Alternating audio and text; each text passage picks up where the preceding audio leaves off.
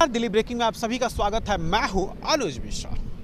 हमारी खास पेशकश काउंटडाउन में आज हम बात करेंगे सत्यपाल भारद्वाज से। और ये नाम बेहद जरूरी है, इसलिए जरूरी है क्योंकि जब जब भारतीय जनता पार्टी की चर्चा की जाती है, जब तक भारतीय जनता पार्टी की रणनीतियों की चर्चा की जाती है या भारतीय जनता पार्टी में संगठन और सरकार की चर्चा की जाती है, तो इस पर प्रत्यक्ष रूप से अपने विचारों को रखने के लिए सबसे आगे कोई व्यक्ति खड़ा होता है तो डॉक्टर सत्यपाल भारद्वाज ही होते हैं। इसीलिए इन व्यक्ति से बात करेंगे और जानना चाहेंगे कि आज क्या स्थिति है भारतीय जनता पार्टी की, किस तरह से टिकट वितरण में भारतीय जनता पार्टी जो है वो समय ले रही है, अभी तक क्यों नहीं अनाउंस किए जा रहे हैं जितने भी उम्मीदवार हैं, दावेदार हैं, और क्या समीकरण हो सकते हैं, कौन कौन चुनाव जीतने में कामयाब भी हो सकता है। आपका स्वागत है। नमस्कार अनुज भाई। सबसे पहले तो मैं दिल्ली ब्रेकिंग न्यूज़ का आभार व्यक्त करता हूं कि आप इस चुनाव के एक जो बिगुल बज चुका है उस समय आप हम लोगों से अपना समय देके और चुनाव से संबंधित, दिल्ली से संबंधित चर्चा करने के लिए यहाँ पधारे हैं। नजफगढ़ विधानसभा में हम बैठे हुए हैं, 5 से 4 वार्ड बना दिया गया है। क्यों लग रहा है आपको कि अभी तक जो है वो टिकट अनाउंस क्यों नहीं किया जा रहा है किसी भी पार्टी के द्वारा, या खास करके भारतीय जनता पार्टी द्वारा टिकट अनाउंस क्यों नहीं किया जा रहा है? देखिए अनुज जी, भारतीय जनता पार्टी एक बहुत ही संस्कारित और संयमित पार्टी है जिसका एक कैडर है, एक सिस्टम है। अन्य पार्टियों के विषय में मैं ज़्यादा ना कहूँगा, लेकिन मैं अपनी पार्टी के बारे में बात अच्छी तरह जानता हूँ। ये संगठन एक व्यक्ति विशेष का नहीं है, ये समूह के रूप में और एक सिद्धांत के तौर पे काम करता है। जहाँ तक बात चुनाव की दृष्टि से प्रत्याशी चयन की बात है तो उसकी भी एक प्रक्रिया तय है। इसमें ऊपर से आके कोई भी व्यक्ति डिस्टर्ब नहीं करता। मंडल से लेकर ऊपर प्रदेश तक एक सिस्टम डेवलप किया हुआ है जिसके आधार पर एक वोटिंग होती है, राय ली जाती है, किस किस व्यक्ति ने प्रदेश के अंदर या अपनी विधानसभा में या मंडल में अच्छे कार्य किए हैं, जो ज़मीन से जुड़ा हुआ है, उन सब की अच्छे से पड़ताल करने के बाद ही प्रत्याशी चयन करके घोषणा होगी। मैं ये जानना चाहता हूँ डॉक्टर साहब कि कोई भी कैंडिडेट हो या कोई भी कार्यकर्ता, निसंदेह कार्यकर्ताओं को ही दिया जाता है, 5 साल के उसके कार्यकाल को पार्टी अनदेखी करते क्या? आप लगातार जब किसी पार्टी में काम कर रहे हैं, लगातार किसी व्यक्ति के लिए काम कर रहे हैं, लगातार किसी संगठन के लिए काम कर रहे हैं, आप 5 साल से काम करें तो क्या उसकी रैंकिंग पार्टी के पास नहीं होता कि लास्ट मोमेंट में चुनाव के दौरान ही आप रैंकिंग में जुड़ जाते हैं, चुनाव के दौरान उसके कार्यकाल को खंगालने लगते हैं? पहले से आप रैंकिंग क्यों नहीं करते हैं? समय समय पर काफ़ी बदलाव प्रकृति का भी नियम है। जब चुनाव आते हैं तो उस समय उन परिस्थितियों को देखकर ही चयन प्रक्रिया पे भी कुछ बदलाव करने पड़ते हैं। ये सही बात है कि प्रदेश के अंदर जो भी पदाधिकारी हैं, संगठन के लोग हैं, उनको अच्छी तरह से पता है कि कौन कार्यकर्ता किस तरह से हमारा ज़मीन से जुड़ा हुआ है, कौन कितना डेडिकेटेड है, कौन राष्ट्रवादी है। लेकिन फिर भी ऐसे समय पर एक रणनीति ये भी होती है कि सामने वाली जो प्रतिद्वंदी पार्टी है उसका प्रत्याशी कौन होगा, उसका जो उनकी जो उस वक्त के विचार जो है उन्होंने जो पब्लिक को दिए हैं वो क्या होंगे। उसी तरह से प्रत्याशी को चयन करने में भी कई बार बहुत ही डेडिकेटेड को छोड़कर कुछ कमतर को भी हमें आगे ला के काम करना पड़ता है। ये मतलब ये कहा जाए कि परिस्थितियां जो है वो बेहतर कैंडिडेट को कमज़ोर साबित कर देती हैं। अगर परिस्थितियां बदल रही हैं तो आप बहुत अच्छे हैं, बट परिस्थिति आपके साथ नहीं है तो आप सबसे कमज़ोर हैं। ये बिल्कुल सच बात है कि समीकरण उस समय क्या जीतने के लिए प्रत्याशी की क्या क्या आवश्यकताएं ये पूरी करता है प्रत्याशी, उस समय उन्हीं में से चयन होगा। वो एक परिवार है, सभी सदस्य जो कर्मठ हैं, संगठन से जुड़े हुए लोग हैं, वो भी अंडरस्टैंड करते हैं इस बात को कि कई बार जैसे कि राजनीति में आप देखते हैं क्षेत्र के अंदर जो है किस प्रकार के लोगों की संख्या ज़्यादा है, जातीय आधार पर भी है, कुछ और भी बहुत सारे कारण हैं जिनको चयन करते हुए उस समय जो प्रत्याशी सबसे ऊपर होता है, और फिर उसमें बहुमत की भी बात है कि संगठन के लोग किस व्यक्ति को ज़्यादा मतलब इस बात के लिए उपयुक्त मानते हैं, उसको प्रत्याशी घोषणा की आखिर में एक घोषणा की जाती है। हम जहां बैठे हैं जिस विधानसभा में 4 वार्ड हैं, यहाँ क्या समीकरण देखते हैं आप? देखिए, मेरे हिसाब से जिस प्रकार से राष्ट्रीय स्तर पर आदरणीय मोदी जी और अमित शाह जी और जेपी नड्डा जी बहुत अच्छे से राष्ट्र के प्रति बहुत समर्पण भाव से देश को उन्नति के पथ पर ले जा रहे हैं, उसी प्रकार से दिल्ली देश की राजधानी है और यहाँ इस वक्त आप देख रहे हैं आम आदमी पार्टी की सरकार है। निगम में 3 टाइम से हमारा निगम के अंदर भारतीय जनता पार्टी का ही बोलबाला है। और इस बार मुझे लगता है कि चौथी बार भी भारतीय जनता पार्टी ये अपना बहुमत सिद्ध करेगी और पुनः हाउस में हमारी सरकार बनेगी। नजफगढ़ की 4 मंडल के ऊपर एक भी सीट आम आदमी पार्टी को नहीं जाएगी। हम चारों सीट बहुत ही आराम से जीतने की स्थिति में हैं, क्योंकि यहाँ के हमारे कार्यकर्ता, हमारे पदाधिकारी, संगठन के लोग, जिन्होंने कोरोना टाइम में और बहुत सारी ऐसी आपदाएं जो आप देख सकते हैं, विपत्ति के समय में हमारे कार्यकर्ता सबसे पहले खड़े रहते हैं। कोरोना टाइम में जब आम आदमी पार्टी का क्षेत्रीय विधायक या क्षेत्रीय उनके आदमी या कांग्रेस पार्टी की तरफ से जो लोग हैं यहाँ, वो एक भी नज़र नहीं आया। और हमारे कार्यकर्ता एक एक व्यक्ति के पास अपने सामर्थ्य अनुसार खड़ा था, उस समय सेवा भाव से काम कर रहा था। बहुत सारी और भी बातें ऐसी है। निगम की ये चारों सीटें हम बड़े आराम से जीतने की स्थिति में हैं।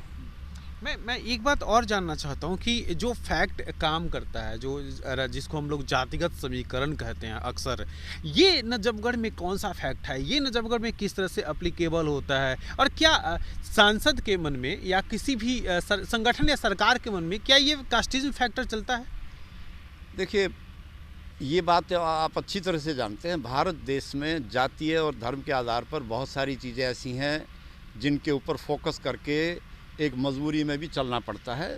शिक्षा और इन दृष्टि से कई बार चीज़ें हमारी पीछे रह जाती हैं। जातीय फैक्टर की बात जहाँ तक है, ये जो नजफगढ़ विधानसभा है, जब तक नजफगढ़ का डेवलपमेंट नहीं हुआ था, कॉलोनियों के आधार पर जब तक ये आबादी नहीं बढ़ी थी, तब तक ये एक जाति विशेष का एक क्षेत्र कहा जाता था। लेकिन जब से नजफगढ़ का विस्तार हुआ है, नजफगढ़ की आबादी पहले से 20 गुना बढ़ी है, तब से जाति विशेष का जो यहाँ लोग एकत्रित होके ऊपर जाके या इस तरह से जो बात करते थे, उस पर अब एकाधिकार नहीं है। उसके लिए मैं बहुत स्पष्ट शब्दों में कहूँगा कि इस पर पुनर्मूल्यांकन की आवश्यकता है कि अब यहाँ पूरे देश से बहुत सारी जातियों के आधार पर अगर हम देखना चाहें, पुनर्मूल्यांकन करेगा कौन? पुनर्मूल्यांकन के लिए देखिए, वैसे तो जातीय आधार पर जनगणना का अभी कोई ऐसा प्रावधान हुआ नहीं है, लेकिन क्षेत्र के लोग, प्रत्येक जाति के सबके आंकड़े अपने पास हैं, क्योंकि उनकी भूमिकाएं जब कोई आयोजन करते हैं तो उनको सबको पता है कि किस जाति के लोग यहाँ ज़्यादा हैं। इस वक्त यहाँ अन्य जातियों में से भी विशेष तौर पर ब्राह्मण जाति के लोग यहाँ अन्य से ज़्यादा, मेरे हिसाब से व्यक्तिगत तौर पर मेरा मूल्यांकन है, ज़्यादा हैं या कम भी नहीं है। तो अब देखिए, ये दिल्ली देहात का एरिया है, यहाँ हर दृष्टि से व्यक्ति या पार्टी को सोचना पड़ेगा, क्योंकि हर कोई भी संगठन का पद है या कोई भी विधानसभा है या संसदीय कोई बात है, वो एक ही किसी व्यक्ति विशेष या जाति विशेष को लेकर चलना पार्टी के लिए ठीक नहीं होगा। यहाँ सबका साथ, सबका विकास अगर करना है तो 36 बिरादरी का एक समन्वय करना पड़ेगा। लेकिन अभी तो है ना सर, मैं जहाँ तक देख रहा हूँ, जब 5 वार्ड में हम थे, तो अगर आप अभी उसको कैलकुलेट करेंगे, देखेंगे हमारे पास अन्य बिरादरी से भी तो लोग थे। ऐसा तो नहीं है कि एक ही बिरादरी का वर्चस्व रहा है। देखिए, अगर आप इस बात पे जाते हैं तो एक सीट ऐसी थी जिस पर निर्दलीय एक प्रत्याशी जो जाति विशेष से नहीं था। जाति विशेष का मतलब, अब खुल के बात करें तो जाट कम्युनिटी का एक ही व्यक्ति ऐसा था जो अपने दम पर निर्दलीय चुनकर आया था, मिस्टर तरुण यादव की वाइफ मीना तरुण यादव। वो भी अपने दम पर आए थे, अदरवाइज तो सभी एक ही कास्ट के लोग थे। नहीं, रणवीर शर्मा भी चुना, रणवीर शर्मा लड़ चुके, लेकिन वो उस समय जीत नहीं पाए, 200 वोट से हार गया। 200 वोट से वो हार गए थे। लड़ तो रहे थे ना, लड़ रहे थे। देखिए, पार्टी ने तो एक ही दिया, मौका तो दिया था ना, पार्टी ने मौका तो एक को ही दिया, और वो भी वो बड़े योजनाबद्ध तरीके से घर बैठा दिया गया। जो मेरे पास जो सूचना है, वो सब तरीके यहाँ अपनाए जाते हैं, और ये चीज़ें हम धीरे से ख़त्म भी नहीं कर सकते। अच्छा, इसका कितना असर होता है? मान लीजिए ठीक है, आप अगर किसी एक पार्टी के साथ, किसी एक कास्ट के साथ चले जाते हैं, तो इसका असर कितना होता है? पक्ष में जाता है या विपक्ष में जाता है? मैं ये समझना चाहूँगा। देखिए, जितना बड़ा चुनाव है, जैसे संसद की हम बात करें, सांसद हमें चुनना है, तो कई बार ये चीज़ें हमारी गौण हो जाती हैं, क्योंकि वहाँ राष्ट्र के प्रति एक भावना होती है कि राष्ट्र के लिए क्या ठीक है। उस समय जाति, धर्म और ये चीज़ें गौण हो जाती हैं। लेकिन जितना भी निचले स्तर पे चुनाव आता है, जितना भी एक मंडल स्तर पे बात करोगे, तो ये चीज़ें हमारे यहाँ मतलब सर्वोपरि हैं और रहेंगी, इसको हम डिनाई नहीं कर सकते। तो निगम चुनाव को लेकर यदि हम बात करें तो ये छोटा चुनाव है, फेस वैल्यू भी है, पार्टी की भी इसमें वो रहेगी और वोटर जाति आधार पर भी बटेगा। तो इसमें नाराज़गी हो सकती है यदि एक ही जाति विशेष को यहाँ ज़्यादा तवज्जो दी गई, तो अगले चुनाव और भी होने हैं। मैं ये जानना चाहता हूँ, ठीक है चलिए, अगर इसको सेटिस्फाइड करना है, इसको बैलेंस करना है, तो कैसे बैलेंस किया जा सकता है? देखिए, वैसे तो पार्टी का दृष्टिकोण रहता है कि सबसे उत्तम कार्यकर्ता और जीतने वाला कैंडिडेट पार्टी को चाहिए। कई बार ऐसी परिस्थिति भी होती है कि एक ही जाति विशेष के लोग ये काम ज़्यादा कर रहे हों, वो परिस्थिति एक अलग है।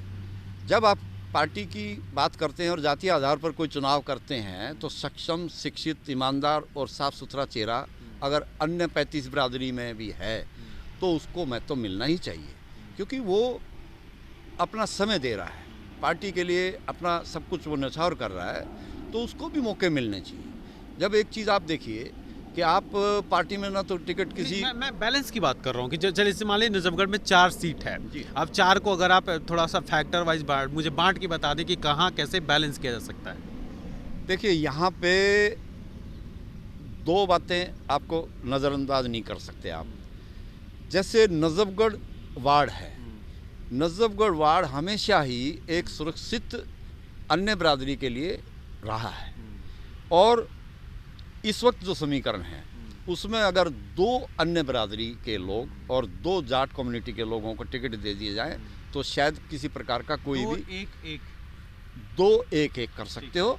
उसमें 2 जाट कम्युनिटी के भाइयों को दे दो, एक ब्राह्मण कम्युनिटी को दे दो, एक यादव या बनिया कम्युनिटी को दे दो। इनको अगर आप बैलेंस कर लेंगे तो एक तो आपस में विरोध नहीं होगा, दूसरा आने वाले जो चुनाव हैं जिसमें संसदीय चुनाव भी हैं, विधानसभा भी है, उसमें भी समीकरण और कार्यकर्ता सम्मान के साथ काम करने की। ये कैसे बढ़ सकता है? कौन सा 2 जो है वो जाट बेल्ट हो सकता है, या कौन एक ब्राह्मण या कौन एक यादव, ये कैसे तय होगा? देखिए मेरे हिसाब से 2 सीट, जिनमें से एक नजफगढ़ और एक रोशनपुरा। नजफगढ़ सीट एक जाति को दूसरी को दे दो और रोशनपुरा भी दूसरी को दे दो। दिचाऊ और इस्सापुर 2 जाट कम्युनिटी को दे दो, तो ये बैलेंस हो सकता है। इस्सापुर को आपने क्यों काउंट किया कि जाट बेल्ट है वो? देखिए मेरे हिसाब से इस्सापुर के लिए, अब ये बात मैं इसलिए कह रहा हूँ कि 17 गांव हैं, उन 17 गांव के हिसाब से जाट लोग ज़्यादा हैं, जाट कम्युनिटी के भाइयों की संख्या ज़्यादा है और सम्मानजनक स्थिति में है, और कार्यकर्ताओं की दृष्टि से भी ज़्यादातर लोग जाट कम्युनिटी से ही जुड़े हुए हैं। यादव बेल्ट भी तो अच्छा माना जा रहा है उसको। मैं मानता हूँ। अभी इससे पहले यादव बेल्ट से यादव लोगों का, जो तरुण यादव ने बाद में भाजपा ज्वाइन की, वो आज हमारा परिवार का सदस्य है, सम्मानित है, लेकिन इससे पहले यादव जाति के भाजपा के अंदर ऐसे चेहरे मैंने इतने सालों में नहीं देखा कोई जो काम कर रहा हो, सम्मान के साथ जो पद पे हो और चुनाव की दृष्टि से जिसको माना गया हो। तो इस तरह से देखा जाए तो इस्सापुर बेल्ट जो है वो डागर कम्युनिटी के लोगों के पास इन भाइयों को मिल जाए तो कोई बुराई नहीं है। उसमें ये महिला सीट है, सुरक्षित है, तो इसमें से या तो महिला कोई भी जो पहले से स्थापित हो उसको तवज्जो दी जा सकती है, या कार्यकर्ताओं में से किसी की पत्नी अगर अच्छी कार्यकर्ता हो सकती है या चुनाव की सामाजिक रही हैं तो उसको आगे ला के चुनाव लड़ाया जा सकता है। मेरे व्यक्तिगत राय है, इसमें मैं किसी के फेवर की बात नहीं कर रहा। डॉक्टर सत्यपाल भारद्वाज चुनाव की तैयारी कर रहे हैं क्या? एक्चुअल में मैं राजनीति 2014 से मैं भारतीय जनता पार्टी का सदस्य हूँ, कर्मठ कार्यकर्ता हूँ, वरिष्ठ हूँ, शिक्षित हूँ, ईमानदार हूँ, सामाजिक हूँ। मेरा उद्देश्य राजनीति में सेवा भाव से रहा, लेकिन आप अच्छी तरह से जानते हैं राजनीति में थोड़ा सा स्तर जो है, मुझे लगता है मैं जिस तरह सोच के आया था वैसा नहीं है। मैं बहुत बड़ी सोच के साथ आया था, लेकिन ये ही गुटबाजी, यही जातीय आधार, ये बहुत से ऐसे फैक्टर हैं जिससे मेरा मन थोड़ा सा इस राजनीति से छिन्न और भिन्न भी है।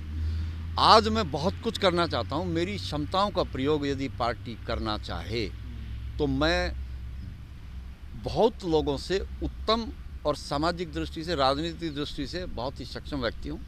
अगर पार्टी मौका दे तो मैं चुनाव लड़ने के लिए तैयार हूँ। कुछ बातचीत हुई है पार्टी से, किसी से?